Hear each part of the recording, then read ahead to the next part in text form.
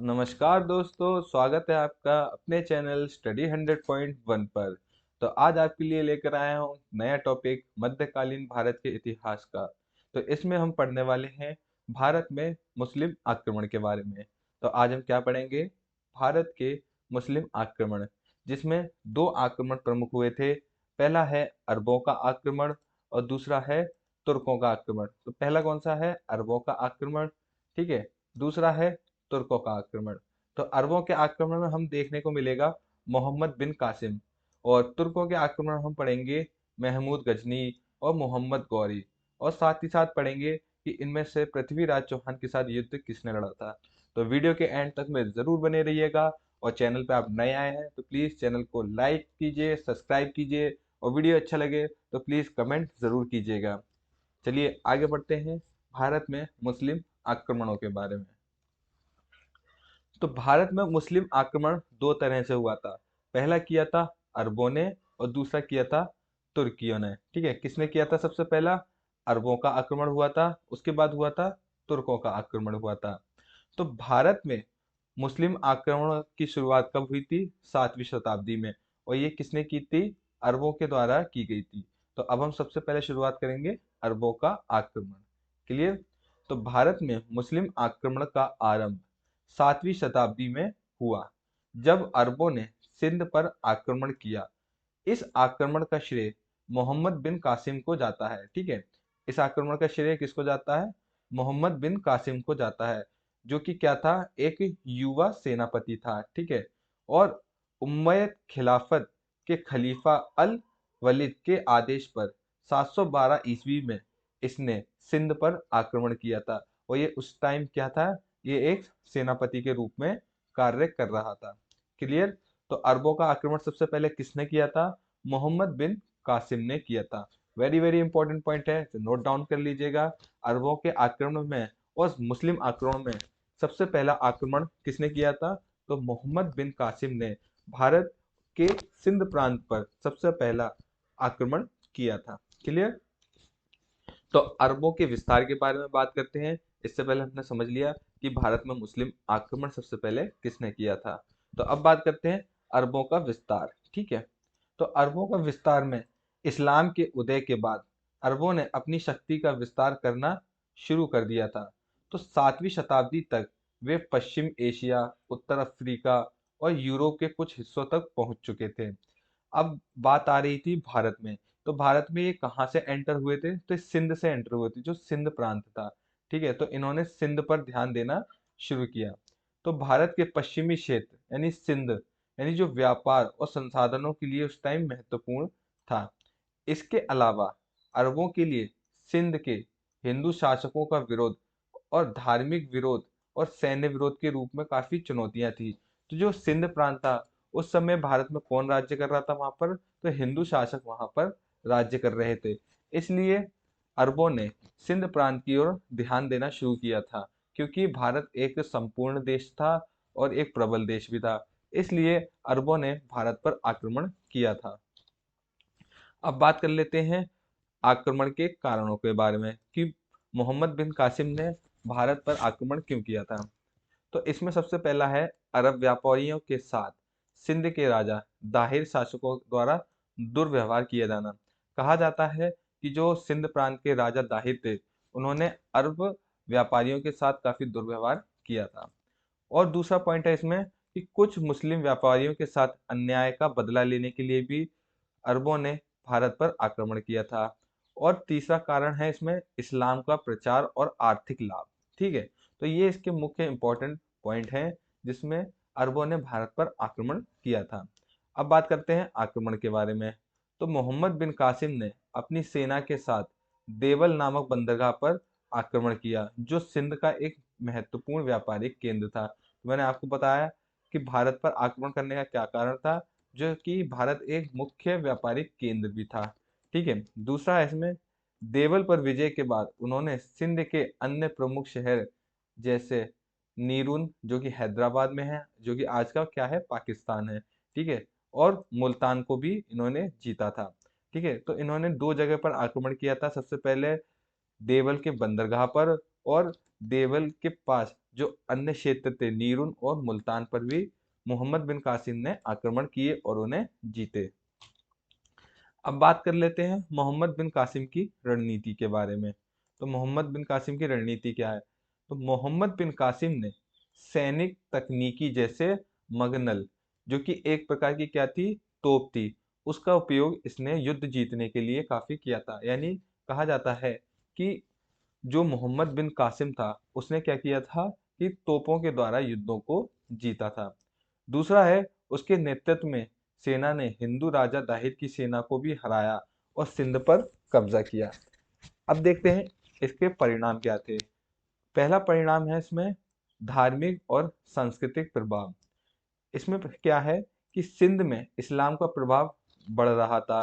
वहाँ की स्थायी जनसंख्या जो थी उसका एक काफी बड़ा हिस्सा उसने क्या कर लिया था, इस्लाम धर्म को अपना लिया था, यानी इस्लाम धर्म में परिवर्तित हो गए थे। दूसरा है इसमें राजनीतिक प्रभाव। तो इसमें सिंध अरब साम्राज्य का हिस्सा बन गया और इस्लामिक संस्कृति का केंद्र भी सिंध बन गया था। तो ये था इसका राजनीतिक प्रभाव। दूसरा है इसका अंतिम पॉइंट, व्यापार। तो अरबों के लिए भारत में व्यापार के सारे मार्ग खुल गए थे, जो कि भारत का पश्चिमी क्षेत्र था। यानी जो भी वेस्टर्न साइड के लोग थे, तो उस टाइम वह क्या हिस्सा बना हुआ था भारत के लिए, वह पूर्वी हिस्सा था। लेकिन जहां से ये एंटर होते थे, जो कि आज का पाकिस्तान है, तो यह क्या बन गया था, भारत में एंटर करने के लिए अरबों का एक व्यापारिक मार्ग बन गया था। अब इसमें एक वेरी वेरी इंपॉर्टेंट पॉइंट है कि मोहम्मद बिन कासिम ने ही जजिया कर की शुरुआत की थी। तो ये जजिया कर क्या है? तो ये जजिया कर गैर मुस्लिम लोगों पर लगाया जाता था, यानी जो कोई मुस्लिम नहीं है उन्हें एक प्रकार का कर मोहम्मद बिन कासिम के राज्य में देना पड़ता था। क्लियर? तो याद रखिएगा, सबसे पहली बार जो जजिया कर लगाया था वह किसने लगाया था? वह मोहम्मद बिन कासिम ने ही लगाया था। क्लियर? अब बात करते हैं इसके प्रभाव के बारे में। तो मोहम्मद बिन कासिम का आक्रमण भले ही सफल रहा था। जो मोहम्मद बिन कासिम था वह पहला अरब आक्रमणी और मुस्लिम आक्रमणकारी था जो भारत पर आक्रमण किया था, और इसका आक्रमण भी सफल रहा था। लेकिन जो इसने आक्रमण किए थे केवल सिंध क्षेत्र तक ही इसके सीमित थे, आगे नहीं बढ़ पाया था। तो यह आक्रमण उत्तर भारत या भारत के अन्य हिस्सों पर गहरा प्रभाव नहीं डाल सका, क्योंकि ये भारत के अंदर तक नहीं आ पाया था। तो मोहम्मद बिन कासिम का भारत में मुस्लिम आक्रमण का पहला प्रयास सफल माना जाता है, लेकिन यह भारत के इस्लामीकरण का प्रभाव जो प्रारंभिक चरण था उसकी शुरुआत कर चुका था। यानी जब मोहम्मद बिन कासिम भारत आया था, उसने क्या किया, कई लोगों को इस्लाम धर्म धर्म कबूल करवाया और इस्लाम धर्म का काफी प्रचार किया था। उसके बाद महमूद गजनी और मोहम्मद गौरी जैसे बड़े शासकों ने इस्लाम धर्म का काफी प्रचार किया, जिन्होंने भारतीय उपमहाद्वीप पर भी काफी लंबे समय तक राज्य किया था। अब हम आगे पढ़ेंगे तुर्कों के बारे में, जिसमें हम पढ़ेंगे महमूद गजनी और मोहम्मद गौरी के बारे में। क्लियर? तो ये था हमारा अरबों का आक्रमण। अब आगे बढ़ते हैं और पढ़ेंगे हम तुर्कों के आक्रमण के बारे में। तो भारत में पहली बार तुर्की आक्रमण सुबुक्तगीन ने किया था। ठीक है, याद रखिएगा, भारत में पहला आक्रमण तुर्की द्वारा किसके द्वारा किया गया था? सुबुक्तगीन के द्वारा किया गया था। तो इसने पंजाब के शाही वंश के राजा जयपाल पर 986 ईसा पूर्व में आक्रमण किया और राजा दाहिर को पराजित किया, और कुछ समय बाद सुबुक्तगीन की मृत्यु हो गई। तो सुबुक्तगीन के दो पुत्र थे, अब्दुल कासिम महमूद और दूसरा था इस्माइल। जो अब्दुल कासिम महमूद है यह आगे चल के तुर्कों का अगला शासक बना था। ठीक है, इसी को ही महमूद गजनी के नाम से जाना जाता है। क्लियर? तो अब्दुल कासिम महमूद ही महमूद गजनी है। ठीक है, जिसे महमूद गजनवी के नाम से भी जाना जाता है। तो सुबुक्तगीन के बाद उसका बेटा अब्दुल कासिम महमूद अगला शासक बना था। तो चलिए अब बात करते हैं अब्दुल कासिम महमूद यानी महमूद गजनवी के बारे में। तो महमूद गजनी, इसका शासनकाल कब से कब तक था? तो इसका शासनकाल 998 से 1030 तक इसका शासनकाल रहा था। क्लियर? तो महमूद गजनी एक अफगानिस्तानी था और इसका शासक भी वहीं से शुरू हुआ था। तो उसने भारत पर लगभग 17 बार आक्रमण किए थे। याद रखिएगा कितनी बार आक्रमण किए थे, 17 बार भारत पर आक्रमण किए थे। अब जानते हैं इसके प्रमुख आक्रमणों के बारे में। तो इसने भारत में जो सबसे पहला आक्रमण किया था वह किया था 1000 ईस्वी में। तो महमूद ने पहला आक्रमण पेशावर और काबुल के पास किया था। कहाँ किया था? पेशावर और काबुल के पास इसने पहला आक्रमण किया था, जो कि यह सफल रहा। और इसका सबसे खतरनाक आक्रमण था 1025 ईसा पूर्व में, जो कि सोमनाथ मंदिर पर आक्रमण किया गया था। वेरी वेरी इंपॉर्टेंट है। सोमनाथ मंदिर की लूट किसने की थी? तो महमूद गजनवी ने सोमनाथ मंदिर की लूट की थी। और यह कब की थी? 1025 ईस्वी में, जिसे उसके सबसे प्रसिद्ध अभियानों में गिना जाता है। उसने सोमनाथ मंदिर की अपार संपत्ति भी लूटी और कई हिंदू मंदिरों को भी तोड़कर नष्ट कर दिया था महमूद गजनी ने। तो जो सोमनाथ मंदिर पर आक्रमण है ये काफी इंपॉर्टेंट भी है, याद रखिएगा 1025 ईसा पूर्व में किया गया था। तो महमूद गजनी ने अपने शासनकाल में कुल 17 बार भारत पर आक्रमण किया। तो ये क्या करता था? भारत पर आक्रमण करता था और वापस अपने देश लौट जाता था। यह भारत में शासन नहीं करता था, यह सिर्फ आकर धन की लूटपाट करता था और वहां से चला जाता था। तो महमूद गजनवी का अंतिम आक्रमण जाटों पर था, जो कि 1027 ईसा पूर्व में किया गया था। और बाद में महमूद गजनवी की मृत्यु 1030 ईस्वी में हो गई थी। तो याद रखिएगा महमूद गजनवी की मृत्यु कब हुई थी? 1030 ईस्वी में इसकी मृत्यु हो गई थी। अब बात करते हैं इसके लक्ष्य के बारे में। तो इसका लक्ष्य क्या होता था? केवल धन संपत्ति की लूट करना, और दूसरा था इस्लाम धर्म का काफी प्रचार करना। तो इसने काफी धन भी लूटा और इस्लाम धर्म का काफी प्रचार किया था। Very very important point. तो महमूद गजनवी के साथ प्रमुख इतिहासकार आए थे। याद रखिएगा वेरी इंपॉर्टेंट पॉइंट है, हर बार एग्जाम में पूछ लिया जाता है कि महमूद गजनवी के साथ कौन कौन से इतिहासकार आए थे। तो इसमें है सबसे पहला फिरदौसी, दूसरा है अलबरूनी और तीसरा है उल्वी। ठीक है। तो फिरदौसी के द्वारा कौन सा लेख लिखा गया था? शाहनामा। ठीक है, कौन सा लिखा गया था? शाहनामा।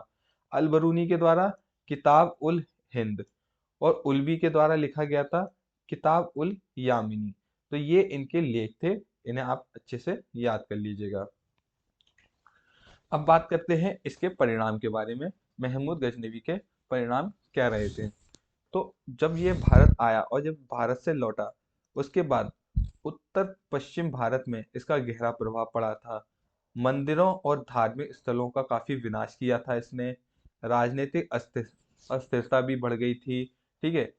इसने कहा कि भारतीय राजाओं में एकता नहीं थी, क्योंकि जब भी यह युद्ध लड़ता था तो जो भारतीय राजाएं थे वह अलग हो जाते थे, जिससे इन्हें युद्ध जीतने में काफी आसानी भी रहती थी। तो भारत में विदेशी आक्रमणों का द्वार खुल गया था। उसके बाद भारतीय संस्कृति को इसने काफी नष्ट भी किया और भारत से काफी अपार धन यह लूट के ले गया था। तो ये हैं इसके काफी मुख्य परिणाम। आगे चलते हैं। अब बात करते हैं अगले पॉइंट पर, मोहम्मद गौरी, जो कि दूसरा तुर्की आक्रमणकारी था।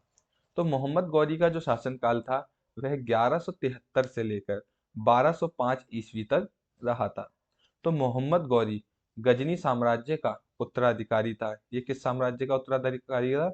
यह गजनी साम्राज्य का ही उत्तराधिकारी था और भारत में स्थायी रूप से विजय प्राप्त करना चाहता था। यानी जो मोहम्मद गजनी था वह क्या करता था? वह सिर्फ भारत से धन लूटकर चला जाता था, लेकिन जो मोहम्मद गौरी था वह भारत में स्थायी राज्य स्थापित करना चाहता था। इसलिए महमूद गजनी ने विपरीत केवल लूटपाट के वह भारत में अपना शासन बढ़ाने लगा था और उसको काफी आगे बढ़ाने का प्रयास करने लगा था। तो मोहम्मद गौरी का पूरा नाम शहाबुद्दीन मोहम्मद गौरी था। तो मोहम्मद गौरी का पूरा नाम क्या था? शहाबुद्दीन मोहम्मद गौरी, जो कि 1173 ईस्वी में शासक बना था। इसने पहला युद्ध 1175 ईस्वी में लड़ा, जो कि मुल्तान पर आक्रमण करके इसने विजय प्राप्त की थी। तो मोहम्मद गौरी का पहला युद्ध कब लड़ा गया था? 1175 में, जो कि मुल्तान पर इसने आक्रमण किया था। अगला इसने लड़ा था 1178 ईस्वी में, जो कि राजस्थान के शासक भीम द्वितीय पर इसने आक्रमण किया, जहां इसकी हार हुई, जो कि यह तुर्की और मोहम्मद गौरी की पहली हार थी। यानी जब इसने 1178 ईस्वी में राजस्थान पर आक्रमण किया तब तो इसकी हार हुई, और इसमें तुर्कों की भी पहली हार हुई थी। क्लियर। इसके बाद इसने तराइन का युद्ध लड़ा था। कब लड़ा था? 1191 ईस्वी में। तो मोहम्मद गौरी और पृथ्वीराज चौहान के बीच इस युद्ध को लड़ा गया था। याद रखिएगा, तराइन का प्रथम युद्ध किसके बीच लड़ा गया था? मोहम्मद गौरी और पृथ्वीराज चौहान के बीच इस युद्ध को लड़ा गया था। इसमें पृथ्वीराज चौहान की विजय हुई थी। ठीक है, इसमें गौरी हार गया था और पृथ्वीराज चौहान की विजय हुई थी। फिर एक साल बाद तराइन का द्वितीय युद्ध हुआ, जो कि 1192 ईस्वी में हुआ, और इसमें भी पृथ्वीराज चौहान और मोहम्मद गौरी के बीच युद्ध हुआ, लेकिन इसमें पृथ्वीराज चौहान की हार हुई और पृथ्वीराज चौहान को उसमें बंदी बना लिया गया था। क्लियर। फिर मोहम्मद गौरी ने कन्नौज, जिसे चंद्रावर का युद्ध भी कहा जाता है, यह 1194 ईस्वी में इसने लड़ा। तो यह युद्ध राजा जयचंद्र और मोहम्मद गौरी के बीच हुआ था, जिसमें राजा जयचंद्र की हार हुई थी। क्लियर। तो इसमें राजा जयचंद्र की हार हुई थी। तो ये वेरी मोस्ट इम्पॉर्टेंट तीन युद्ध हैं, जो कि एग्जाम में कई बार पूछे जा चुके हैं, इसलिए मैंने इन्हीं तीनों युद्धों को आपके सामने रखा है।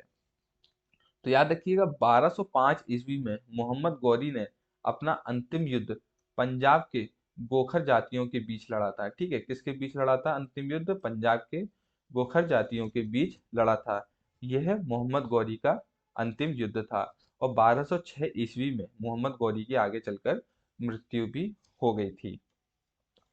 अब बात करते हैं मोहम्मद गौरी के सेनापति, जो आगे चल के काफी महत्वपूर्ण रोल भी निभाते हैं, जिसमें सबसे पहले देखने को मिलता है कुतुबुद्दीन ऐबक। यह कुतुबुद्दीन ऐबक जो अब सेनापति है, यह आगे चलकर एक गुलाम वंश की स्थापना करता है, जिसका यह शासक भी बनता है।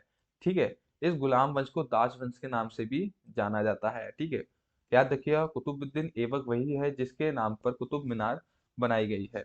दूसरा है बख्तियार खिलजी। ठीक है, तो ये मोहम्मद गौरी के दो सेनापति थे। तो कुतुबुद्दीन ऐबक ने 1196 से लेकर 1203 तक कई युद्ध लड़े थे, जिसमें से मोस्ट इम्पोर्टेंट है 1196 का अजमेर युद्ध, 1197 का बदायूं का युद्ध, और 1203 का बुंदेलखंड का युद्ध। तो ये मोस्ट इम्पोर्टेंट तीन युद्ध हैं जो कुतुबुद्दीन ऐबक के द्वारा लड़े गए थे। फिर है बख्तियार खिलजी। ठीक है, अगला कौन सा है? बख्तियार खिलजी के युद्ध। तो इसके दो युद्ध देखने को मिलते हैं जो कि मोस्ट इंपॉर्टेंट हैं। वह है 1197 का बिहार का युद्ध और 1205 का बंगाल पर विजय, यानी बंगाल का युद्ध। तो बख्तियार खिलजी ने ही 1198 ईस्वी में बिहार के नालंदा विश्वविद्यालय को नष्ट किया था। जब ये वापस लौट रहा था दिल्ली की ओर, तब इसी ने क्या किया था? तो ये नालंदा विश्वविद्यालय को उसने नष्ट कर दिया था। तो याद रखिएगा, नालंदा विश्वविद्यालय को किसने नष्ट किया था? बख्तियार खिलजी ने ही नष्ट किया था। अब बात करते हैं लक्ष्य के बारे में। तो इसके जो लक्ष्य क्या थे? भारत में स्थायी राज्य की स्थापना करना और इस्लामिक शासन और इस्लामिक धर्म का प्रचार करना। इस युद्धों के परिणाम क्या रहे थे? तो दिल्ली और आसपास के क्षेत्रों में इस्लामिक शासन की स्थापना हुई। भारतीय राजनीति में तुर्की प्रभुत्व की स्थापना हुई थी। क्लियर। तो ये था इसका काफी प्रभाव। अब बात करते हैं मुख्य शासन प्रभाव के बारे में। तो दिल्ली सल्तनत की स्थापना हुई। तो मोहम्मद गौरी के आक्रमण के बाद उसके सेनापति कुतुबुद्दीन ऐबक ने दिल्ली सल्तनत की स्थापना की थी। तो याद रखिएगा, दिल्ली सल्तनत की स्थापना किसने की थी? कुतुबुद्दीन ऐबक ने की थी, जो भारत में तुर्की शासन का प्रमुख केंद्र भी बनी। अब बात करते हैं सांस्कृतिक प्रभाव के बारे में। तो तुर्की शासन के दौरान भारत में इस्लाम कला, वास्तुकला, जैसे कुतुब मीनार की स्थापना भी इसी ने की थी, और सांस्कृतिक प्रसार भी हुआ। फिर देखते हैं राजनीतिक बदलाव। तो स्थानीय हिंदू राजाओं की शक्ति इससे कमजोर हो गई थी जब यह दिल्ली सल्तनत की स्थापना हुई, और भारत में केंद्रीय प्रशासन की नई प्रणाली भी विकसित हुई। फिर देखते हैं धार्मिक तनाव। तो तुर्की आक्रमण के दौरान धार्मिक स्थलों के विनाश और जबरन धर्मांतरण ने सामाजिक संरचनाओं पर भी काफी प्रभाव डाला था। क्या था कि जो तुर्की शासन थे वह क्या कर रहे थे, जबरदस्ती धर्मांतरण करा रहे थे और इस्लाम धर्म का प्रचार कर रहे थे। इसलिए धार्मिक तनाव काफी बढ़ गया था। तो ये था भारत में मुस्लिम आक्रमण, जिसमें हमने पढ़ा अरबों का आक्रमण और तुर्की आक्रमण। तो उम्मीद है आपको वीडियो काफी अच्छी लगी होगी। वीडियो काफी अच्छी लगी हो तो प्लीज वीडियो को लाइक कीजिए। और आगे हम पढ़ने वाले हैं गुलाम वंश, जिसमें हम कुतुबुद्दीन ऐबक और अन्य शासन के बारे में पढ़ने वाले हैं। तो चैनल पर बने रहिएगा और चैनल को ऐसे लाइक, सब्सक्राइब और कमेंट जरूर करते रहिएगा। धन्यवाद।